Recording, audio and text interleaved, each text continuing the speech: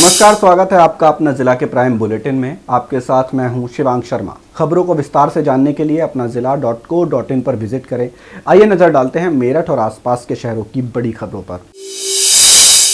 ये खबर मेरठ से है। बुधवार से यूपी बोर्ड परीक्षा 2026 की शुरुआत हो गई है। परीक्षार्थी समय से पहले केंद्रों पर पहुंचे तो सबसे पहले गेट पर सघन चेकिंग का सामना करना पड़ा।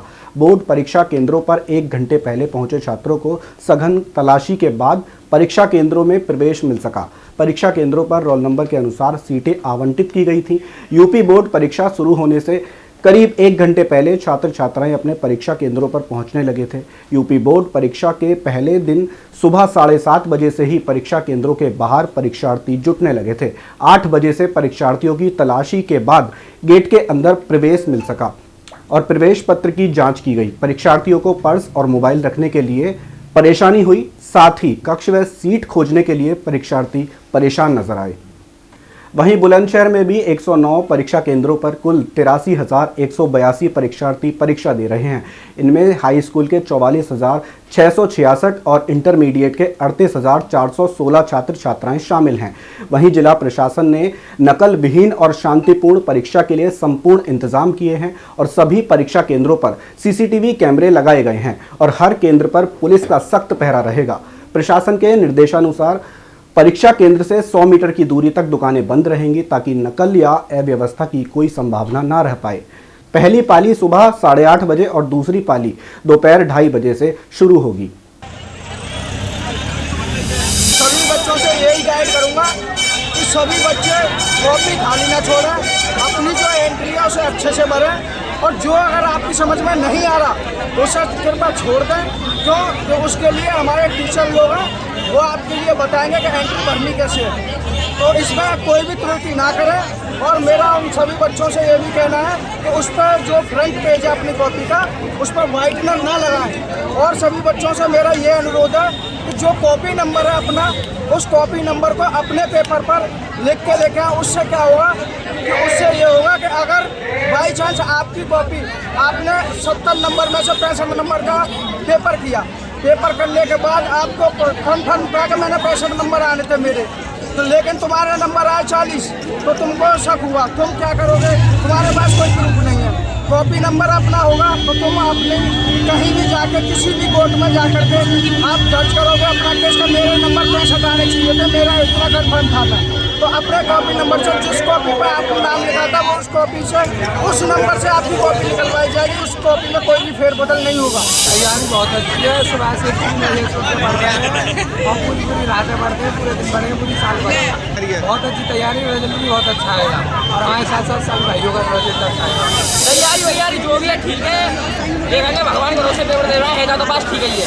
गाजियाबाद के इंदिरापुरम क्षेत्र में साया गोल्ड सोसाइटी के पास देर रात चाय की टपरी पर हंगामे का मामला सामने आया है। चाय के नाम पर सजी महफिल के दौरान 2 युवतियों के बीच पहले कहासुनी हुई जो देखते ही देखते गाली गलौज और फिर मारपीट में बदल गई। दोनों युवतियां एक दूसरे के बाल पकड़कर भिड़ती हुई नजर आईं। घटना का वीडियो आसपास मौजूद लोगों ने अपने मोबाइल में रिकॉर्ड कर लिया जो सोशल मीडिया पर अब तेजी से वायरल हो रहा है। इंदिरापुरम के वैभव खंड में पांडे चाय वाला युवाओं में खासा मशहूर है। रात भर वहां चाय पीने वाले युवाओं का तांता लगा रहता है। मेरठ के जानी थाना क्षेत्र में परीक्षा देने आए एक छात्र पर अज्ञात युवकों ने हमला कर दिया। इस हमले में छात्र गंभीर रूप से घायल हो गया जिसके सिर में 8 टांके आए हैं। पीड़ित छात्र ने थाने में तहरीर देकर आरोपियों के खिलाफ कार्रवाई की मांग की है। जानकारी के अनुसार खेखड़ा के ग्राम तिगरी निवासी चेतन बी फार्मेसी का छात्र है। वह गोपीचंद कॉलेज अहेड़ा से पढ़ाई कर रहा है और उसकी परीक्षा का केंद्र मेरठ स्थित MIET कॉलेज में था। ये घटना 16 फरवरी को हुई जब चेतन परीक्षा देने के लिए MIET कॉलेज पहुंचा था। चेतन ने बताया कि जैसे ही वो ऑटो से उतरकर कॉलेज की ओर बढ़ा तभी पीछे से आए 5-6 युवकों ने उसे घेर लिया और उसके साथ मारपीट शुरू कर दी।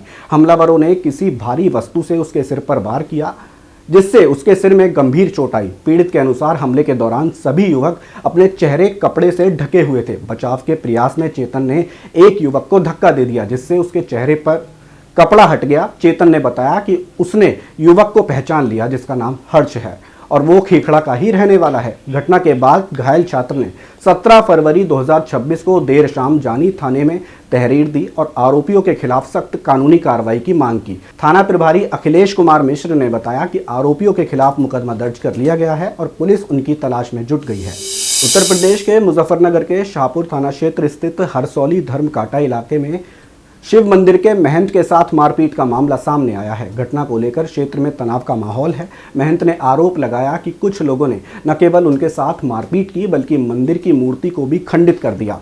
ये पूरी घटना सीसीटीवी कैमरे में कैद होने की बात सामने आई है।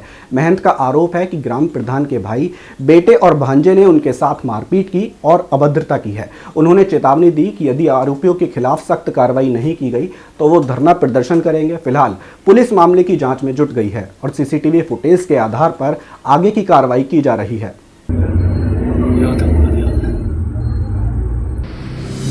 कल शाम गांव में जो मौजूदा प्रधान है उसका भाई, लड़का और भांजा तीनों आकर यहाँ से इस लड़के को पीट के और उसकी जेब है जो मंदिर का चढ़ापा था कल का 1.5 लाख रुपए लेके चले गए। इसकी पिटाई के निशान भी है कमर पे बहुत ज्यादा और मूर्ति खंडित करके चले गए। मेरे साथ भी मारपीट करी गई है जिन्हें खंडित करने की कोशिश करी। मुझे धक्का दे दिया, मैंने वीडियो दे दिया आपको। फिर मैं यहाँ से मेरे पीछे जब कट्टा लोड करके भाग लिया तो मैं फिर गाड़ी लेकर चला गया था। बस सख्त कार्रवाई हो। मामला बहुत ज्यादा खराब कर रखा है उन्होंने। परसों तो मेरे साथ में बहुत ज्यादा खराब कर रखा है। कल शाम उन्होंने आकर रात में मारपीट की सबके साथ में और बदतमीजी की और कैश भी खोस कर ले गए, मूर्ति खंडित भी। नोएडा में थाना सेक्टर 113 पुलिस और नारकोटिक्स सेल ने संयुक्त कार्रवाई करते हुए अवैध गांजा तस्करी का बड़ा खुलासा किया है। पुलिस ने 3 आरोपियों को गिरफ्तार कर उनके कब्जे से 30 किलो अवैध गांजा बरामद किया है, जिसकी कीमत करीब 5 लाख रुपए बताई जा रही है। वहीं गिरफ्तार आरोपियों की पहचान राहुल हक, आलम हुसैन और बिलाल हुसैन के रूप में हुई है। पुलिस के मुताबिक तीनों मूल रूप से पश्चिम बंगाल के कुछ बिहार जिले के रहने वाले हैं और एनसीआर क्षेत्र में अवैध गांजे की सप्लाई करते थे। आरोपी ट्रेन और ट्रकों के जरिए सस्ते दामों पर गांजा लाकर यहां ऊंचे दामों में बेचते थे। पुलिस ने तीनों के खिलाफ थाना सेक्टर 113 में एनडीपीएस एक्ट की धारा 8/20 के तहत मुकदमा दर्ज कर लिया है। फिलहाल पुलिस आरोपियों से पूछताछ कर नेटवर्क के अन्य सदस्यों की तलाश में जुटी है। मेरठ में प्राइवेट गाड़ियों से खुलेआम वसूली करने का आरोप लगाते हुए भारतीय किसान यूनियन तोमर ने प्रेस वार्ता की। इस दौरान जिलाध्यक्ष चौधरी इंतजार देशवाल ने बताया कि मेरठ आरटीओ के अधिकारी और कर्मचारी बेवजह प्राइवेट गाड़ियों के महंगे चालान काटकर राहगीरों को परेशान कर रहे हैं।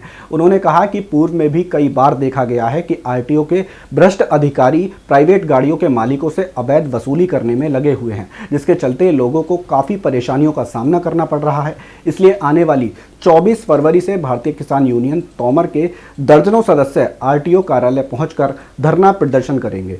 62,000 रुपए का हमारा विषय यह है जी, ये आरटीओ मेरठ, वहां पर किसानों का उत्पीड़न हो रहा है, आम जन का उत्पीड़न हो रहा है। गाड़ी स्वामी के लिए स्वामी को इतना परेशान किया जा रहा है। एक उनकी मैडम है प्रीति पांडे जी, जो 1,92,000, 1,90,000, 60,000 रुपए के इतने भारी चालान काट रही है ओवरलोडिंग के बहाने से, क्योंकि उन्होंने कलेंकर की गाड़ियों पर 6,000 रुपए की एक एंट्री रख रखी है, जिसको वो 6,000 रुपये महीना फीस लेती है। जो उनको फीस देते हैं उनकी गाड़ी निकाल दी जाती है, जो नहीं देते उनकी नहीं निकालते।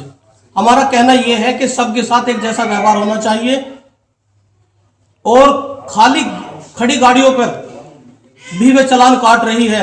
उनका एक प्राइवेट ड्राइवर है अपना, जिसको वे अपना रिश्तेदार बताती है, वो वहां पर आता है और चालान काटकर ओवरलोड गाड़ियों पर गाड़ी को ले जाता है। अगर रास्ते में उस गाड़ी से कोई दुर्घटना हो गई तो उसका जिम्मेदार कौन होगा? जानी क्षेत्र में अवैध कॉलोनियों के खिलाफ बड़ी कार्रवाई करते हुए एमडीए की टीम ने मेरठ बागपत रोड स्थित ग्राम नगला जमालपुर के पास बनी अवैध कॉलोनी पर बुलडोजर चलाया। एमडीए टीम ने लगभग 20 बीघा भूमि पर किए गए अवैध प्लॉटिंग और निर्माण को ध्वस्त कर दिया। कार्रवाई के दौरान भारी पुलिस बल भी मौके पर तैनात रहा ताकि किसी प्रकार की अव्यवस्था न हो सके। बताया जा रहा है कि जानी से लेकर बाईपास तक करीब 30 से अधिक कॉलोनियां अवैध रूप से विकसित की गई हैं और कॉलोनियों में बिना नक्शा पास कराए और बिना आवश्यक अनुमति के प्लॉटिंग की जा रही थी। एमडीए अधिकारियों का कहना है कि ऐसी अवैध कॉलोनियों के खिलाफ अभियान आगे भी जारी रहेगा। अपना जिला के प्राइम बुलेटिन में फिलहाल इतना ही। मेरठ और आसपास के शहरों की बड़ी खबरों के लिए अपना जिला से जुड़े रहें और चैनल को सब्सक्राइब करना ना भूलें। खबरों को विस्तार से जानने के लिए हमारी वेबसाइट apnaZilla.co.in पर विजिट करें। फिलहाल हमें दीजिए इजाज़त। नमस्कार।